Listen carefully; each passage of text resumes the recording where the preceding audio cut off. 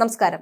തൃശൂരിൽ നിന്നുള്ള നിയുക്ത ബി.ജെ.പി. എം.പി. സുരേഷ് ഗോപിയെ കേന്ദ്ര നേതൃത്വം ഡൽഹിയിലേക്ക് വിളിപ്പിച്ചു. ഇന്ന് വൈകിട്ട് 6 മുമ്പ് ഡൽഹിയിൽ എത്താനാണ് ബി.ജെ.പി. കേന്ദ്ര നേതൃത്വം അദ്ദേഹത്തോട് ആവശ്യപ്പെട്ടിട്ടുള്ളത്.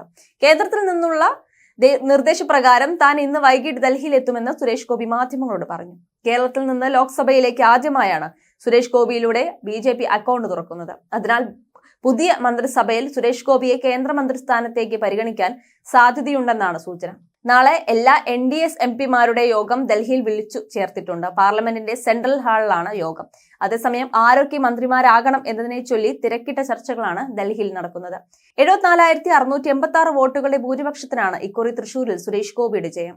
NDA സ്ഥാനാർത്ഥി സുരേഷ് ഗോപി 4,12,338, LDF സ്ഥാനാർത്ഥി അഡ്വക്കേറ്റ് VS സുനിൽകുമാർ 3,37,652, UDF സ്ഥാനാർത്ഥി K മുരളീധരൻ 3,28,124 എന്നിങ്ങനെയാണ് വോട്ട് നില.